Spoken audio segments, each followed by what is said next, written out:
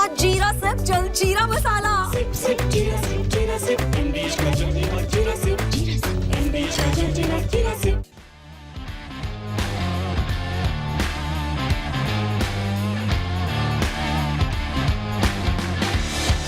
Hello and welcome friends, sports 9 में आप सभी लोगों का स्वागत है। तारीख आ गई है।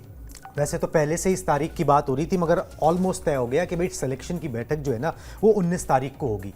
और सूर्य कुमार यादव जो T20I टीम के कैप्टन हैं वो इस बैठक में हिस्सा लेंगे। शुभमन गिल को लेकर जो है ना वो मिक्स्ड रिपोर्ट आ रही है कि भाई टीम में होंगे नहीं होंगे, इस पर हम जो है चर्चा करेंगे। साथ में उनका T20I रिकॉर्ड भी दिखाएंगे। रवि शास्त्री जो टीम इंडिया के पूर्व कोच, पूर्व खिलाड़ी रहे, उन्होंने शुभमन गिल के बारे में क्या कहा ये भी आपको बताएंगे। महामुकाबला जो इंडिया वर्सेस जो पाकिस्तान का है उसके बारे में भी एक इन्फॉर्मेशन है। और साथ में रोहित विराट के ऊपर सुरेश रैना ने एक बात बोली है, वो सारी चीज़ें जो है इस ब्रॉडकास्ट के अंदर आपके साथ जो है वो शेयर करेंगे। मगर शुरुआत जो है वो टीम इंडिया के चयन से ही करते हैं, क्योंकि अभी जो है एशिया कप को लेकर मामला जो है वो गरमाया हुआ है। चलिए जी दिखाएं सबसे पहले पॉइंटर्स। एशिया कप के लिए टीम इंडिया का जो चयन है वो 19 अगस्त को मुंबई में हो सकता है। मुंबई में जो है वो सिलेक्शन कमेटी की बैठक जो है वो बताया जा रहा है कि वहां पर होगी। BCCI का मुख्यालय भी वहां पर है और कैप्टन सूर्य कुमार यादव को वहां पर जो है बुलाया गया है कि भाई कप्तान जो है वो आए। 15 की टीम चुनी जानी है, मतलब 15 खिलाड़ी टीम में होंगे और 3 खिलाड़ी बैकअप जो है वो चुने जाएंगे। चयन के बाद अजीत अगरकर जो मुख्य चयन करता है वो एक प्रेस कॉन्फ्रेंस करेंगे। ये सारी इंफॉर्मेशन जो है वो सामने यहां पर आ रही है। सर ये सारी बातें चलती आ रही थी, मगर इसके अंदर एक एडिशन ये है जो कि एक नॉर्म भी है कि भाई जब आप सिलेक्शन कमेटी की बैठक करते हो तो कप्तान को बुलाते हो। कोच अक्सर शामिल नहीं होता, अमूमन शामिल नहीं होता है, कप्तान होता है। यहां पर कप्तान को बुलाया गया है। 15 का दल चुनना है, 20-25 आपके प्रोबेबल है, काफी माथा 25 में हो सकती है। हाँ, लेकिन कोच के इनपुट्स ले लिए जाते हैं। हाँ, वो कोच पहले होता से। हाँ, कोच नहीं होता है, ये आपने बिल्कुल सही कहा। कोच का रोल शुरू होता है, वैसे भी बड़ा क्लैरिटी है, बड़ी साफ साफ है, एक तरीके से नियम ही है कि जो सिलेक्शन कमेटी की मीटिंग होगी वहां पर जो चीफ सिलेक्टर हैं वो होंगे, कप्तान साहब होंगे और उसके अलावा बोर्ड का कोई एक रिप्रेजेंटेटिव होगा। ये तो हो गया वहां का कोरम। कोच का रोल शुरू होता है प्लेइंग 11 चुनने में। जब आपको स्क्वाड दे दिया गया, वहां पर जब आप चले गए या अगर अपने घर में भी आप खेल रहे हैं, वहां पर कप्तान और कोच ज्यादा पास रहकर काम करते हैं। यहां पर कप्तान और चीफ सिलेक्टर ज्यादा रहकर पास रहकर काम करते हैं। लेकिन इन सारी चीजों के बीच में ऐसा नहीं कि कोई बातचीत नहीं होती या कोई संवाद नहीं होता। कोच ने बहुत साफ तौर पर बता दिया होगा अगरकर को भी कि भाई हम ऐसा कुछ सोच रहे हैं, जो चीफ सेलेक्टर है अजीत अगरकर। इसके अलावा कप्तान से भी डिस्कस कर लिया होगा, सूर्या से भी बात कर ली होगी कि भाई हम ऐसा चाह रहे हैं, हमने भी पिछली सीरीज में ऐसा किया था।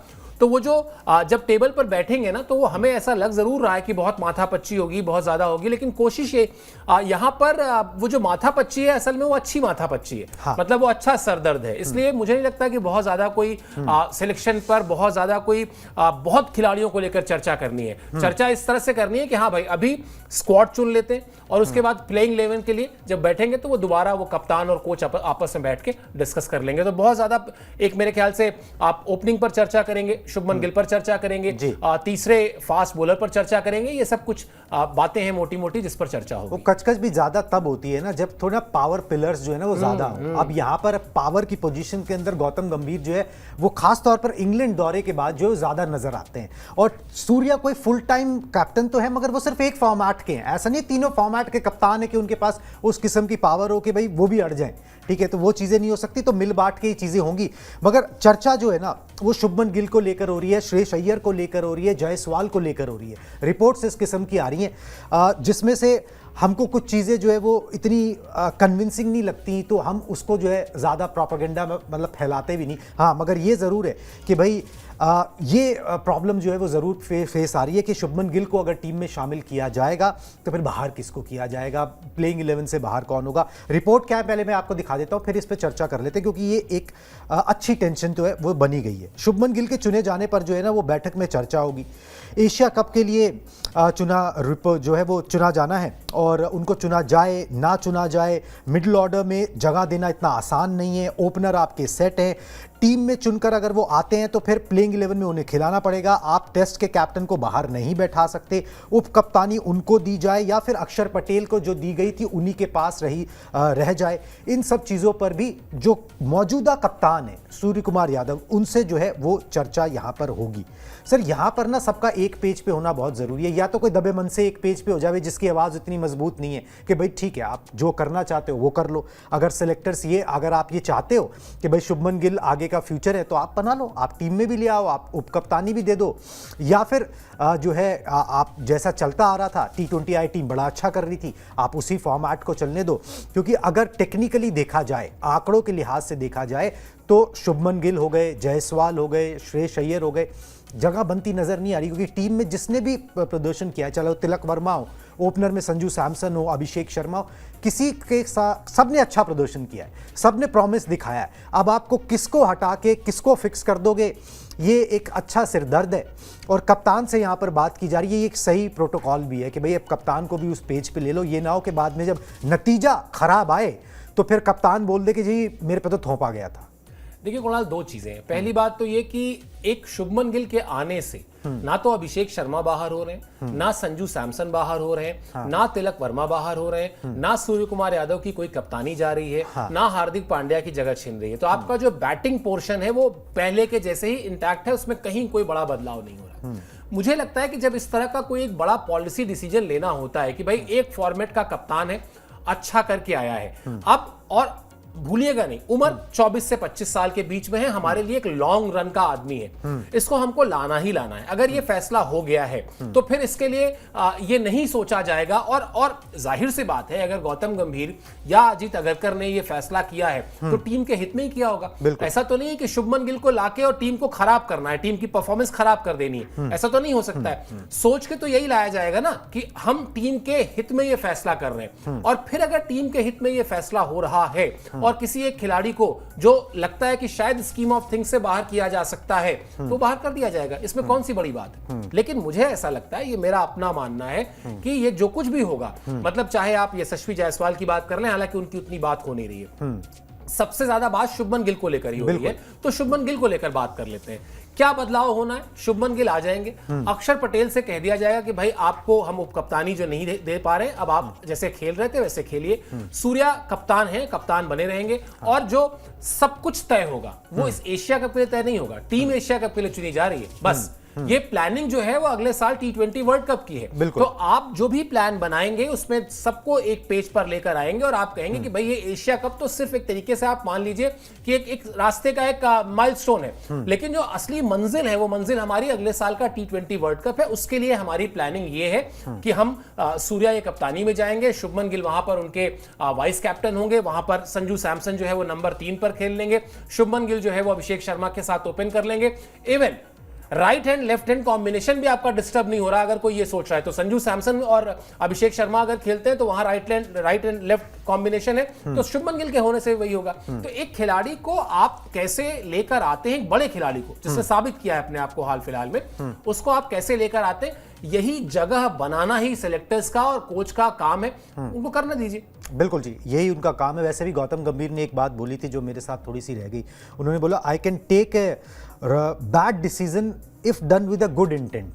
ठीक है, अगर गुड इंटेंट से किया गया वो बैड डिसीजन हो गया, कोई बात नहीं, मैं उसको एक्सेप्ट करने को तैयार हूं, उसको लेने को तैयार हूं। यहां पर गुड इंटेंट से एक इनफॉर्म बैटर को लेकर आया जा रहा है जो आगे सर्व कर सकता है और टीम को मजबूत ही करेगा। हाँ, मतलब कोई सिफारिशी खिलाड़ी नहीं घुस रहा है। मतलब ये ऐसा नहीं कि जैसे सीधे सीधे नाम लेके बोलता हूं मैं, दिनेश कार्तिक बहुत बड़े खिलाड़ी थे, लेकिन दिनेश कार्तिक के लिए वो एक समय ऐसा आया ना कि विकेट कीपर घायल हो दिनेश कार्तिक टीम में, ओपनर घायल हो दिनेश कार्तिक टीम में, मिडिल ऑर्डर बैट्समैन घायल हो दिनेश कार्तिक टीम में। तो दिनेश कार्तिक जो बेचारे अच्छे भले डिसेंट प्लेयर थे, लेकिन उनके ऊपर स्टैंप लग गया जी सिफारिशी प्लेयर है, चेन्नई में इसके संबंध बड़े अच्छे हैं, इसलिए इसको जो है हर बार घूम फिर के इसी का नाम आ जाता है। शुभमन गिल को अगर आप लेकर आ रहे हैं तो कोई सिफारिशी प्लेयर को नहीं आ रहे, 750 रन करके आए हैं वो, आईपीएल में भी अच्छा किया। बिल्कुल। तो आप एक अच्छे खिलाड़ी को अच्छे अच्छे समय पर अच्छे इंटेंट के साथ अगर ला रहे हैं, उसके लिए अगर थोड़ा बहुत आपको 19-20 करना पड़े एडजस्टमेंट, तो हर कोई करता है और करना पड़ेगा। टीम गेम है, इंडिविजुअल नहीं है ये गेम की एक आदमी से चल रहा हो पूरा। बिल्कुल जी, टीम गेम है, उस हिसाब से एडजस्टमेंट्स करनी पड़ेंगे। एक रिकॉर्ड भी दिखा देते हैं शुभमन गिल का,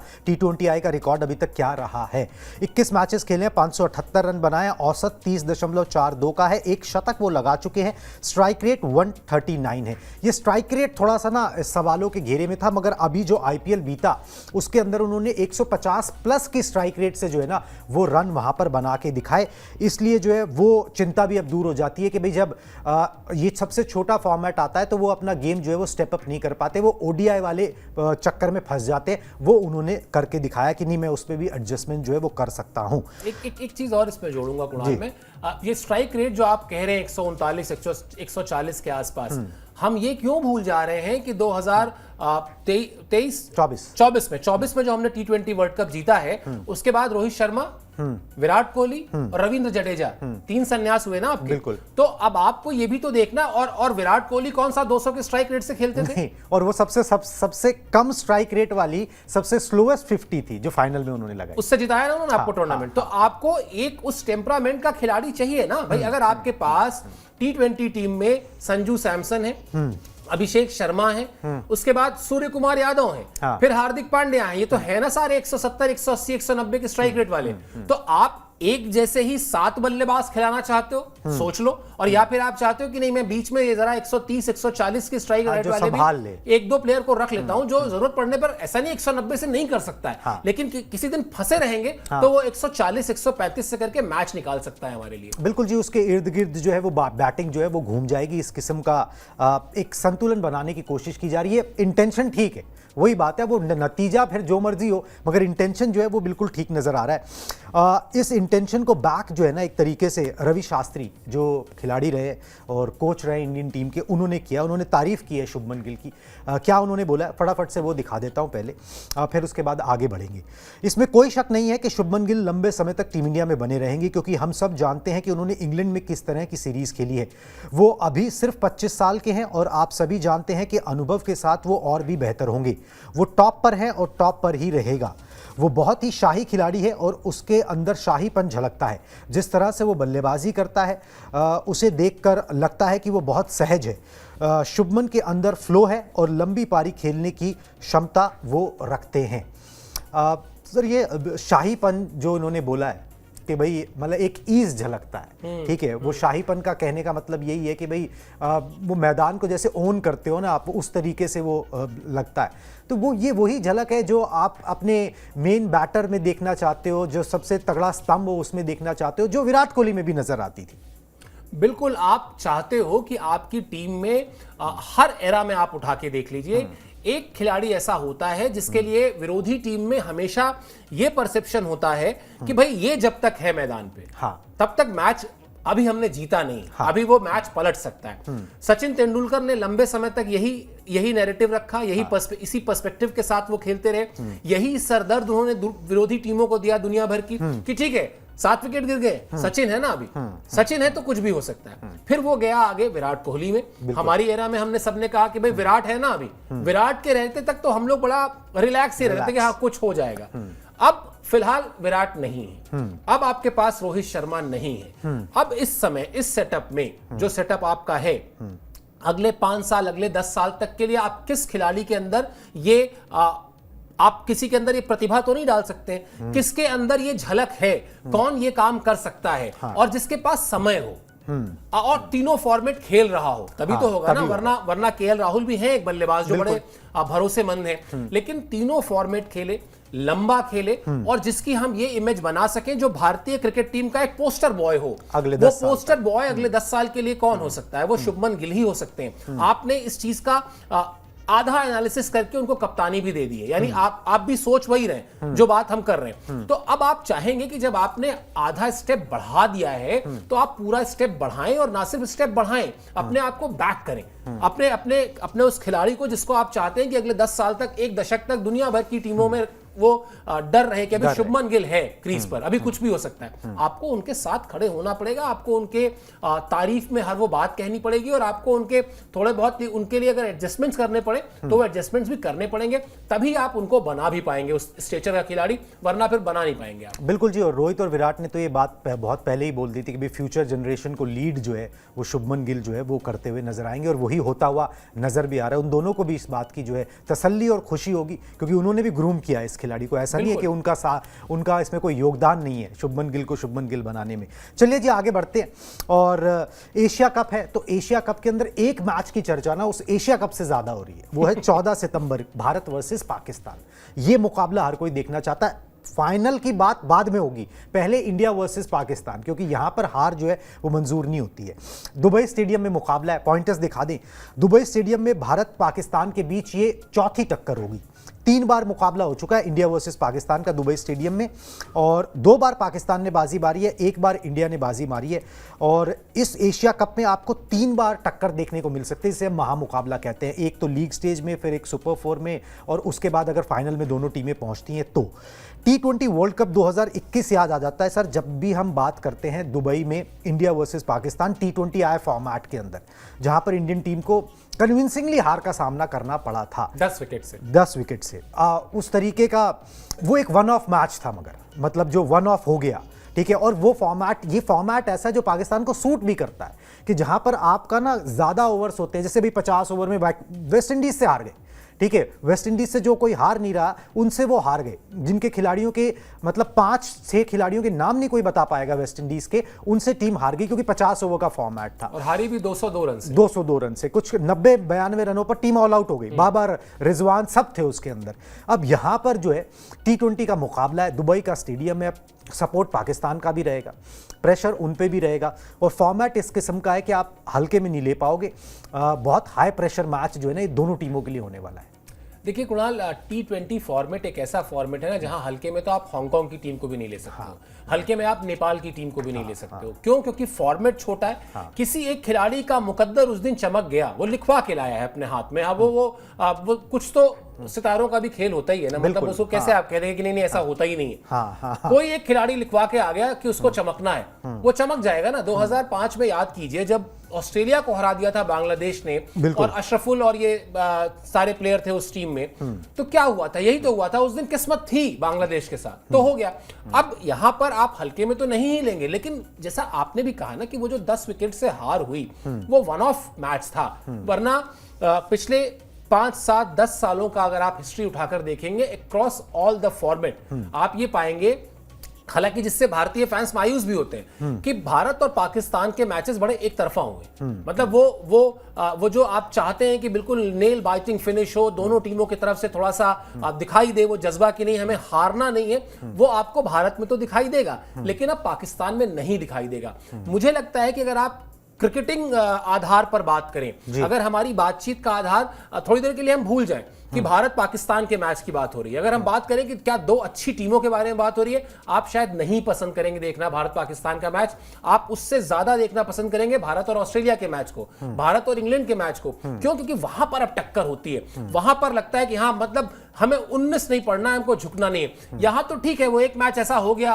कि 10 विकेट से भारतीय टीम हार गई, तो हमको उसकी बात करनी पड़ेगी, मतलब हम कर भी रहे, लेकिन वो ऐसा उसके बाद नहीं हुआ। उसके बाद जिस तरह से आप उठाकर देखेंगे, भारतीय टीम ने डोमिनेट ही किया है और हर फॉर्मेट में किया है। तो हाँ, दबाव रहेगा, सावधानी भी बरतनी पड़ेगी आपको। आप ऐसा नहीं कि आप बिल्कुल चले जाएंगे कि नहीं हम तो पाकिस्तान को हराते आ रहे हैं, लेकिन बहुत ज्यादा फर्क मुझे लगता नहीं है। ये टीम बहुत प्रोफेशनल है, भारतीय टीम। इस टीम के खिलाड़ियों को पता है कि एक खिलाड़ी चल जाएगा, पाकिस्तान का काम तमाम है। बिल्कुल जी, उसी तरीके से उसको अप्रोच भी किया जाएगा। चलिए जी आगे बढ़ते हैं, रोहित विराट की बात कर लेते हैं। वो एशिया कप में तो नहीं होंगे, T20 आई से संन्यास ले चुके हैं, मगर सुरेश रैना ने उनको लेकर एक बात बोली, क्योंकि अभी चर्चा बहुत चल रही है रोहित विराट को लेकर कि ऑस्ट्रेलिया दौरा उनका प्रोबेबली आखिरी हो सकता है। उन्होंने कहा है कि भाई रोहित विराट को वनडे से संन्यास जो है वो नहीं लेना चाहिए, क्योंकि अभी टीम को अनुभव की जरूरत है। उन्होंने बोला भाई शुभमन गिल अच्छा कर रहे हैं, बड़ी अच्छी बात है, मगर उनको उस ड्रेसिंग रूम में अनुभव की जरूरत होगी। जब वो 2027 का वर्ल्ड कप खेलेंगे तो रोहित विराट को अभी संन्यास जो है वो नहीं लेना चाहिए। IPL के बाद से रोहित विराट ने कोई मैच भी जो है वो नहीं खेला है। रवि शास्त्री ने यहाँ पर जो है विराट कोहली पर एक बयान दिया है, वो दिखा दूँ, उसके बाद इसके ऊपर जो है एक सवाल जो है वो करेंगे। एक बल्लेबाज के तौर पर कोहली अविश्वसनीय है। भारतीय टीम जब 5 साल टेस्ट में नंबर 1 पर रही तब उनका प्रदर्शन लाजवाब था। ऑस्ट्रेलिया, दक्षिण अफ्रीका, इंग्लैंड में खेली गई उनकी कुछ पारियां विश्वास से परे हैं। ये रवि शास्त्री ने बात भी बोली है, सुरेश रैना भी बोल रहे हैं। जो अनुभवी आदमी है ना सर, वो ये बोल रहा है कि भाई ठीक है, आपकी यंग टीम ने अच्छा किया है, आपके जो आने वाले यंगस्टर्स हैं या जो आईपीएल में खेल रहे हैं बड़े प्रॉमिसिंग हैं, आपके पास बेंच स्ट्रेंथ है, अच्छी बात है, ये होना चाहिए। यही एक अच्छे बोर्ड की निशानी होती है कि वो ये सब क्रिएट कर पाए। मगर उसके बावजूद जब आप वर्ल्ड कप जैसे टूर्नामेंट्स में जाओगे, जब आप उस ट्रांजिशन को स्मूथ करना चाहोगे, तो आप एक झटके से नहीं चाहते हो कि भाई आप जो है वो बाहर कर दो, सबको यहाँ से बाहर कर दो, वहाँ से निकाल दो, या उन पर प्रेशर क्रिएट करो या माहौल ऐसा क्रिएट करो कि वो छोड़ के चले जाए। उनको उस टीम के साथ जोड़े रखना चाहिए, उसका प्रयास करना चाहिए, वो डिसीजंस में झलकना चाहिए कि भाई हम आपको चाहते हैं, तब वो रहेंगे। और जो काम उन्होंने जायसवाल के साथ किया, शुभमन गिल के साथ किया, अच्छा ड्रेसिंग रूम का माहौल था, उनको सिखाया, ग्रूम किया, और आज वो अच्छा कर रहे हैं लड़के। तो ये बड़े प्रेशर्स को झेलना, बड़े टूर्नामेंट्स के, ये भी वो सिखा के ही जाएंगे। हाँ, लेकिन कुणाल, अगर ऐसा होता है, अगर रोहित शर्मा या विराट कोहली अगला वनडे वर्ल्ड कप खेलते हैं, मुझे लगता है ये बिल्कुल एक तरह से ना एक नई परंपरा होगी और बिल्कुल नया एग्जाम्पल होगा। अगर आज की तारीख में आप मुझसे पूछिए क्या इनको नहीं खेलना चाहिए, मैं कहूंगा नहीं खेलना चाहिए। उसके पीछे मेरी अपनी वजहें हैं। आप अभी तक अमूमन क्या देखा गया, दुनिया भर में वर्ल्ड क्रिकेट उठा के आप देखिए, ये देखा गया कि अगर किसी खिलाड़ी को अब अपना करियर प्रोलॉन्ग करना है, लंबा करना है, तो उसने क्या किया, उसने T20 छोड़ दिया, उसने वनडे छोड़ दिया, वो टेस्ट खेलता रहा। टेस्ट में आप हमेशा फिर भी ये मानते हैं कि शायद जो जिस तरह की फील्डिंग या जिस तरह की आज की तारीख में गेम फास्ट हो गया है, जो हम कहते हैं, जिस तरह का अप्रोच चाहिए, उस तरह का अप्रोच आपको लिमिटेड ओवर्स में ज्यादा चाहिए होता है। टेस्ट क्रिकेट में फिर भी आप कहते हैं चलो यार कोई बात नहीं, थोड़ा सा प्लेयर हमारा 19 है, फील्डिंग में चल जाएगा। यहां कहानी उल्टी हो चुकी है। यहां या तो फिर ये हो कि फिर मिटाओ, फिर से खेलेंगे, फिर से पूरे नए सिरे से हो, हम उनको टेस्ट क्रिकेट के संन्यास से कहें कि नहीं आप मत वापस आ जाइए, वो अब आप नहीं कहेंगे, क्योंकि आप इंग्लैंड में जो हुआ है हमने देखा। तो ये मुझे नहीं याद आता ये कभी ऐसा हुआ हो किसी खिलाड़ी ने, इस स्टेचर के खिलाड़ी ने, मतलब मैं किसी सामान्य खिलाड़ी की बात नहीं कर रहा हूं, मैं रोहित शर्मा और विराट कोहली की बात कर रहा हूं, जिसने T20 छोड़ दिया हो, टेस्ट छोड़ दिया हो, और फिर वो वनडे क्रिकेट खेल के अपना करियर लंबा कर ले। मुझे नहीं याद आता ऐसा भारतीय क्रिकेट में हुआ हो। सचिन तेंदुलकर भी जो है जब पिक एंड चूज करने वाली अवस्था में आए तो भी वो टेस्ट खेलते थे, वनडेज उन्होंने कम कर दिए थे बाद के समय में। तो मुझे लगता है कि शायद जो जैसा आपने बीच में एक शब्द इस्तेमाल किया कि उनको इस तरह की मैसेज दे दिया जाए कि भाई अब तुम छोड़ दो। जो मैनेजमेंट का आशय यहां पर BCCI से है, मैनेजमेंट का आशय यहां पर चीफ सिलेक्टर से है, उसकी सिलेक्शन कमेटी से है, और मैनेजमेंट का आशय यहां पर कोच से है जी। जो set of people test cricket में एक 36 साल और 37 साल के प्लेयर को नहीं खिलाना चाहते कि भाई अब हम इनसे आगे बढ़ना चाहते हैं, और क्या होगा, नए वाले आएंगे, गिरेंगे, संभलेंगे, चलेंगे, हम कब तक इनके सहारे रहेंगे, ये तो हमको कुछ करके नहीं दे रहे। ठीक है, वही सेटअप, सेम सेटअप नहीं चेंज हो रहा है, ना अगरकर चेंज हो रहे हैं, ना BCCI में जो लोग हैं वो चेंज हो रहे हैं, ना आपके कोच साहब चेंज हो रहे हैं। वो वनडे वर्ल्ड कप के लिए तब जबकि रोहित शर्मा की उम्र लगभग 40 बरस हो जाएगी या 39 बरस हो जाएगी और विराट कोहली 38 पार हो चुके होंगे, तब तक का इंतजार करेंगे, इसलिए सिर्फ कि ये दोनों खिलाड़ियों के पास अनुभव है, या फिर ये जो अभी 32, 33, 34 साल के खिलाड़ी है वो भी तो तब तक 2 साल और अनुभव गेन कर चुके होंगे ना। तो अगर आप व्यवहारिकता के आधार पर बात करिए, मुझे किसी भी सूरत में ये दोनों खिलाड़ी खेलते हुए नहीं दिख रहे। फिर चाहे सुरेश रैना और जितने भी अच्छे प्लेयर्स रहे उस दौर के, वो जितने भी आकर कह लें, और कहना आसान होता है, करना बहुत मुश्किल होता है। ये कह देना कि इन दोनों को खेलना चाहिए, और जब आप कप्तान होते या आप कोच होते तो शायद आप भी ये कहते कि नहीं खेलना चाहिए। ठीक है, क्योंकि आपको भी पता है कि शरीर जो है वो आपका क्या चाहता है और क्या कर सकता है, क्या नहीं कर सकता। तो मैं नहीं देखता हूं कम से कम खेलते हुए इन दोनों खिलाड़ियों। बिल्कुल जी, एक एक्चुअली क्या है ना, वो अगले साल ही होता ना तो फिर भी समझ में आता Exactly. ठीक है, वो ना वो थोड़ा टाइम पीरियड ज्यादा है, उस टाइम पीरियड के अंदर आप 2-2 महीना क्रिकेट नहीं खेलोगे, आप आराम करोगे, तो फिर आपके शरीर को वो जो एक कंटिन्यूटी चाहिए होती है, मेंटल जोन जो चाहिए होता है, फिजिकल फिटनेस जो चाहिए होती है, वो किस तरीके से मेंटेन होगी, और फिर वो कैसे टीम के कल्चर के साथ जल करेगा, वो बड़ा मुश्किल जो है ना वो यहाँ पर हो जाता है। असल में मुझे ऐसा लगता है कुणाल, मतलब मैं ऐड कर रहा हूं इसमें कि वो T20 का जो संन्यास था ना रोहित और विराट की बात की जाए, वो तो प्लान्ड था। हाँ, वो प्लान था कि भाई हमने लेना ही लेना है, हम जीत जाएंगे तो लेंगे, हार जाएंगे तो लेंगे, हम कोई वो नहीं करेंगे नहीं हम अब अगला वाला खेल की कोशिश करेंगे जीतने की। भाई दुनिया के बड़े से बड़े खिलाड़ी को उठा के देख लीजिए, कुछ ना कुछ तो उसका भी मिसिंग होगा ना। ऐसा थोड़ी ना है कि आपने जिस दिन अपने 3 साल या 4 साल की उम्र में टेनिस का रैकेट पकड़ा और फिर जब आप 35 या 36 साल तक खेले तो आपने सारे टूर्नामेंट जीत लिए। फिर तो खेल किसी के साथ होता है नहीं होता। जिसने 4 ग्रैंड स्लैम जीते होंगे ना, उसने भी 2 अपने कोई एटीपी मिस कर दिया होगा, तो छोटा होगा। सब वैसे कह रहा हूं। तो अब ये स्थिति ये है कि वो तो प्लान था, टेस्ट वाला प्लान नहीं था।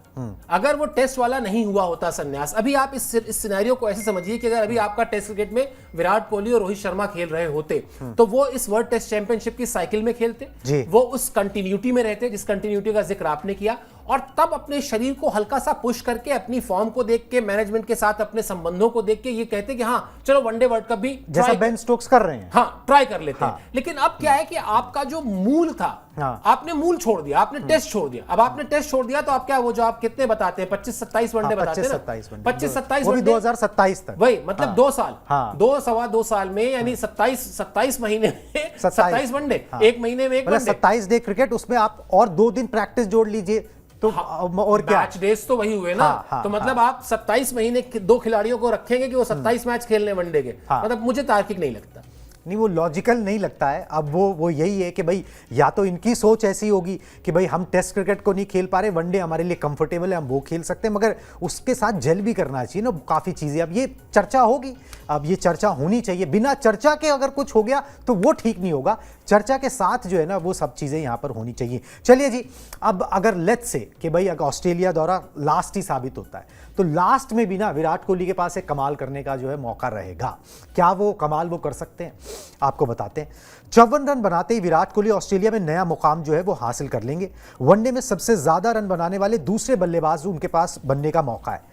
मतलब कुमार संगकारा इस लिस्ट में सेकंड नंबर पर हैं, फर्स्ट नंबर पर सचिन तेंदुलकर हैं। कुमार संगकारा के 404 मैचेस में 14,234 रन है और विराट कोहली के 302 मैचेस के अंदर लगभग 100 मैच कम, ठीक है, 14,181 रन है। सचिन तेंदुलकर के 18,426 है, अब उसे कोई नहीं छू सकता, वो कहानी खत्म हो गई, ठीक है। वो विराट कोहली के संन्यास के साथ वो बहस खत्म हो गई कि वहां पर कभी कोई पहुंच सकता है, वहां कोई नहीं पहुंच सकता, 100 शतक ठीक भी नहीं है। अब वो पहुंच सकता। क्योंकि मैं इसलिए भी इतने श्योरिटी से बोल रहा हूं क्योंकि अब ओडीआई क्रिकेट उतना होता भी नहीं है जितना पहले होता था। अब वो कभी नहीं हो सकता, ये वो रिकॉर्ड है जो कभी कोई कैप्चर कर ही नहीं पाएगा। ये वैसे ही है, मतलब आपकी बात में ऐड कर देता हूं, मेरे ख्याल से 1948 या 1952, मुझे इस दोनों ईयर्स में बस थोड़ा सा 48 था शायद।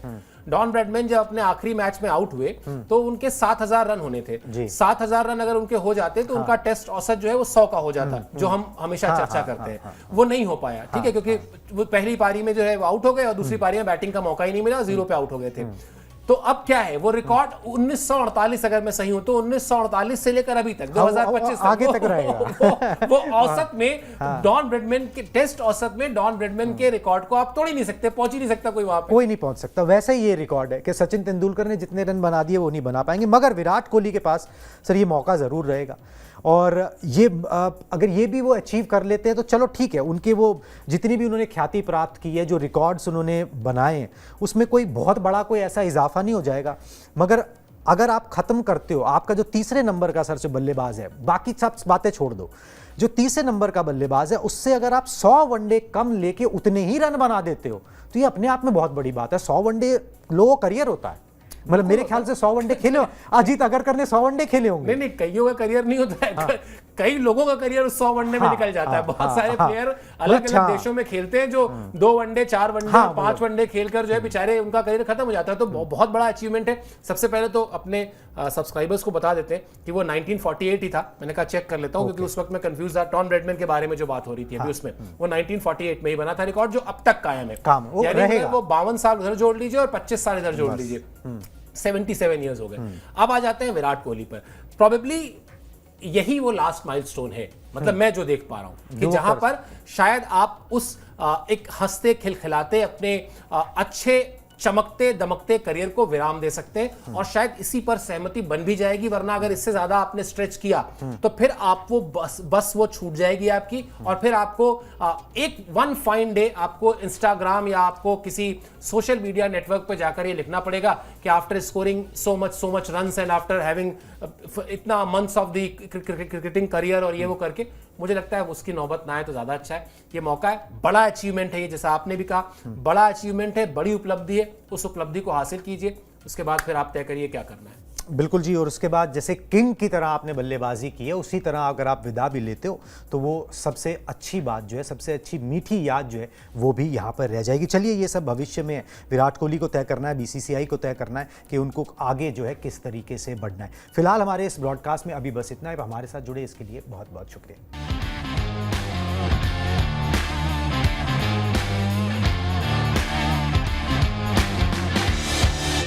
ये है सीक्रेट रेसिपी MDH का जीरा सिर्फ जलजीरा मसाला।